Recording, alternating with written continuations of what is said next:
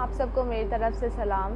ہم خداوند کا شکر ادا کرتے ہیں کہ اس نے ہمیں یہ موقع دیا کہ ہم نے آپ کے سامنے خداوند کے کلام میں سے اس باتوں کو شیئر کر سکیں جو وہ چاہتا ہے کہ ہم تک پہنچیں۔ میں خداوند کا دل کیا تھا گہرائیوں سے شکر ادا کرتی ہوں کہ اس نے مجھے اس لائق سمجھا کہ میں اس کے کلام کو شیئر کر سکوں۔ ہم خداوند کے زندہ کلام میں سے پڑھیں گے پہلا پطرس اس کا 4 باب اس کی 8 آیت سے لے کر 10ویں آیت تک۔ سب سے بڑھ کر یہ ہے کہ آپس میں بڑی محبت رکھو، کیونکہ محبت بہت سے گناہوں پر پردہ ڈال دیتی ہے۔ بغیر بڑبڑائے آپس میں مسافر پروری کرو، جن کو جس قدر نعمت ملی ہے وہ اسے خدا کی مختلف نعمتوں کے اچھے مختاروں کی طرح ایک دوسرے کی خدمت میں سرو کریں۔ خداوند کے زندہ پاک کلام کا پڑھا اور سنا جانا ہمارے لیے باعث برکت ہو۔ خداوند کا شکر ہو۔ آپ لوگ سوچ رہے ہوں گے کہ اس آیت میں ہمیں کیا چیز سیکھنے کو مل رہی ہے۔ اس آیت میں 2 چیزیں ہیں جو ہمیں بہت ہی گہرائی میں سیکھنے کو مل رہی ہیں۔ ایک کہ ہم ایک دوسرے کے ساتھ کس طرح سے محبت رکھتے ہیں، اور دوسرا کہ ہمارے پاس کیا کچھ ہے کہ جو ہم دوسروں کے لیے اپنی خدمت کے لیے ان کو سرو کر رہے ہیں۔ آپ لوگ سوچ رہے ہوں گے کہ ہمارے پاس بہت کچھ ہے، اچھا گھر ہے، اچھی گاڑی ہے، پہننے کے لیے اچھا کپڑا ہے، کھانے کے لیے اچھی چیزیں ہیں، اور لیکن آپ لوگ یہ نہیں سوچ رہے ہوں گے کہ ہمارے اندر کیا اچھا ہے کہ جو خدا کو پسند ہے۔ کیا واقعی میں خدا کو وہ چیزیں پسند ہیں جو ہمارے اندر ہیں، یا وہ ان سے ناخوش ہے؟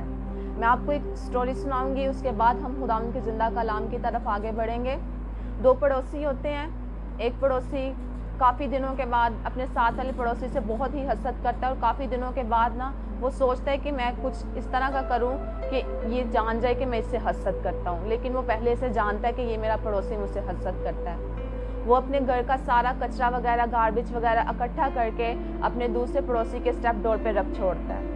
جب اس کا پڑوسی صبح اٹھتا ہے اور وہ گیٹ کھولتا ہے اور اس کے اسٹیپ ڈور پہ وہ کچرا پڑا ہوتا ہے، اور وہ دیکھ کے فوراً سے اسے پتہ چل جاتا ہے کہ یہ کس نے کرا ہے۔ کیونکہ ہماری زندگیوں میں بھی ایسا ہوتا ہے کہ جو ہم سے پیار کر رہے ہوتے ہیں، جو ہم سے حسد کر رہے ہوتے ہیں، ہم سب کچھ جانتے ہیں کون ہم سے پیار کر رہا ہے اور کون ہم سے حسد کر رہا ہے۔ وہ یوں کرتا ہے کہ اس کے گھر کے ساتھ ہی بہت ہی پیارا باغیچہ ہوتا ہے، وہاں پہ وہ جاتا ہے، ایک بکٹ کو لیتا ہے، پھولوں کو توڑ کر اس بکٹ کو بہت ہی پیار سے ڈیکوریٹ کرتا ہے، اور جا کر اپنے اسی پڑوسی کے جو پڑوسی اس کے گھر کے اسٹیپ ڈور پہ گاربیج رکھ چھوڑتا ہے، وہ اسی بکٹ کو لے کر اپنے پڑوسی کے گھر جاتا ہے اور اس کو اس کے اسٹیپ ڈور پہ رکھ چھوڑتا ہے۔ جب اس کا پڑوسی گیٹ کھولتا ہے اور دیکھتا ہے، اور وہ ان پھولوں کو دیکھ کر، اس خوبصورت بکٹ کو دیکھ کر بہت خوش ہوتا ہے، لیکن جب یہ دیکھتا ہے کہ یہ اسی پڑوسی نے رکھا ہے جس کے اسٹیپ ڈور پہ میں نے گاربیج رکھا تھا، اور وہ دیکھ کے شرمندہ ہوتا ہے، اور اس کا پڑوسی اسے جواب میں کہتا ہے کہ تم یہ نہ سمجھو کہ تم شرمندہ نہیں ہو، کیونکہ جو کچھ تمہارے پاس تھا تو نے مجھے وہ دیا، اور جو کچھ میرے پاس ہے میں نے وہ تجھے دیا۔ محبت بھی اس سے کرتا ہے اور اس کو اچھی چیز دیتا ہے۔ ہم جس سے حسد کرتے ہیں ہم اس کو برا ہی دیں گے، اور اس چیز کے لیے بھی کلام مقدس میں لکھا ہے کہ جس کو جن نعمتوں سے خدا نے نوازا ہے، ہم دیکھیں کہ ہمارے اندر کیا ہے، ہم جو دوسروں کو دے رہے ہیں۔ اگر ہمارے پاس اچھا بولنے کا طریقہ ہے، اچھا دل ہے، تو ہم دوسرے کو بھی وہی دیں گے۔ کہ اچھی سوچ ہے تو ہم دوسرے کے لیے بھی اچھی سوچ ہی رکھیں گے۔ اگر ہمارے پاس اچھا دل نہیں تو ہم ہمیشہ دوسروں کے لیے برے منصوبوں کو باندھیں گے کہ اس کا نقصان ہو۔ لیکن ہمیں خداوند کے کلام کو سمجھنا ہے، اس کے کلام کے مطابق اپنی زندگی کو گزارنا ہے کہ خداوند کا کلام ہمیں کیا کہتا ہے۔ بائبل مقدس میں 2 بڑے حکم ہیں۔ ایک کہ تو اپنے سارے دل، اپنی ساری جان اور اپنی ساری عقل سے اپنے خدا سے محبت رکھ۔ کیا واقعی میں ہم خدا سے محبت رکھتے ہیں؟ کیا واقعی میں ہم اپنے اندر ان چیزوں کو رکھتے ہیں جو خدا چاہتا ہے اور جس سے خدا کی محبت ظاہر ہو سکے؟ کلام مقدس میں لکھا ہے ویسا ہی مزاج رکھو جیسے خداوند یسوع کا مزاج تھا۔ کیا واقعی ہمارا مزاج ویسا ہے کہ ہم دور سے پہچانے جائیں کہ ہم مسیحی ہیں؟ اور دوسری بات یہ کہ ہمارے اندر کیا کچھ ہے کہ ہم دوسروں کو دے سکیں۔ دوسرا بڑا حکم یہ ہے کہ تو اپنے پڑوسی سے اپنی مانند محبت رکھ۔ کیا ہم اپنے پڑوسی سے اپنی مانند محبت رکھتے ہیں؟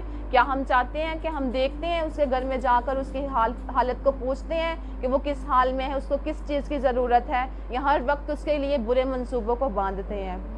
کلام مقدس میں इफ्सियों के नाम पौलुस रसूल का खत उसका 4 बाब उसकी 15वीं आयत में लिखा है कि मोहब्बत के साथ सच्चाई पर कायम रहो और उसके साथ जो सर है यानी मसीह के साथ व्यवस्था रहकर हर तरह से आगे बढ़ते जाओ। क्या हम खुदावन के साथ व्यवस्था रहकर आगे बढ़ते जा रहे हैं या हम उसके हुक्मों को न मानकर पीछे हटते जा रहे हैं? हमें अपनी जिंदगियों में गौर करने की ज़रूरत है कि हम किस तरह से अपनी ज़िंदगी को गुजार रहे हैं, किस तरह से हम उसके हुक्मों को मान रहे हैं, क्योंकि सबसे बड़ा हुक्म यही है कि खुदावंद अपने खुदा से अपने सारे दिल और अपनी सारी जान और अपनी सारी अक्ल से उसे मोहब्बत रख।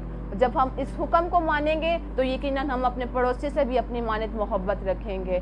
मैं खुदावंद का शुक्र अदा करती हूँ और प्यारे खुदावंद का शुक्र अदा करते हैं कि उसने हमें कलाम दिया और इस हिकमत की किताब को हमें दिया कि हम इसको समझें और इसके मुताबिक अपनी ज़िंदगी को गुजार सकें। हम खुदावंद का शुक्र अदा करते हैं कि ये ज़िंदा कलाम जो खुदावंद ने अपने मुँह से उसके हर एक अल्फाज उसके मुँह के कहे हुए हैं, क्या हम उन पर अमल करते हैं? हमें अपनी ज़िंदगियों में गौर करने की ज़रूरत है। आप जब तक खुद के लिए, जब तक आप किसी चाहते हैं कि हमें किसी से अच्छा फीडबैक मिले, यानी कि अगर आप किसी को किसी चीज़ से, किसी काम करने से रोक रहे हैं कि ये काम अच्छा नहीं, तुम ये नहीं करो, और आप खुद वो कर रहे हैं, तो आप इस चीज़ की कभी भी तवक्को मत रखें कि आपको फीडबैक अच्छा मिलेगा। जब तक आप उस काम को अपनी ज़िंदगी में नहीं लेंगे, आप दूसरे की ज़िंदगी में भी उस काम को निकाल नहीं सकेंगे। हमें खुदावन से, खुदा के कलाम को पढ़ने की ज़रूरत है, खुदावन से दुआ करने की ज़रूरत है कि हम बजाय दूसरों की ज़िंदगियों में से दूसरों की ज़िंदगियों में देखें कि वो क्या कर रहा है, हमें खुद की ज़िंदगी को देखना है कि हम किस तरह से चल रहे हैं। क्या हम खुदावन के कलाम को मान रहे हैं? क्या हम खुदावन के कलाम के मुताबिक ज़िंदगी गुजार रहे हैं? खुदावन का शुक्र अदा करें कि उसने अच्छी ज़िंदगी दी है। बाइबल मुकद्दस में वाइस की किताब उसका 5वां बाब उसकी 8वीं आयत उसकी 5वीं आयत में लिखा है कि कोई भी हुक्म मानता है बुराई को, जो कोई हुक्म मानता है बुराई को ना देखेगा। हमें हुक्म मानने की ज़रूरत है कि हम खुदावन के कलाम को माने, हुक्म को माने, ताकि हम बुराई को ना देख सकें। यकीनन खुदावन के इस कलाम के वसीला से आपने बरकत को रसीव किया होगा। मैं खुदावन का शुक्र अदा करती हूँ कि उसने हमें ये कलाम दिया और मैंने भी इस बरकत को हासिल किया, यकीनन आपने भी किया होगा। हम खुदावन का शुक्र अदा करते हैं।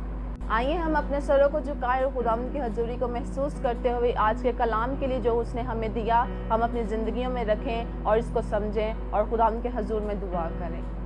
खुदा बाप, खुदा बेटे, खुदा रूह कुदस, तेरा शुक्र हो, तेरी तारीफ, तेरी तमजीद, जलाल के बादशाह, तेरा शुक्र अदा करते हैं।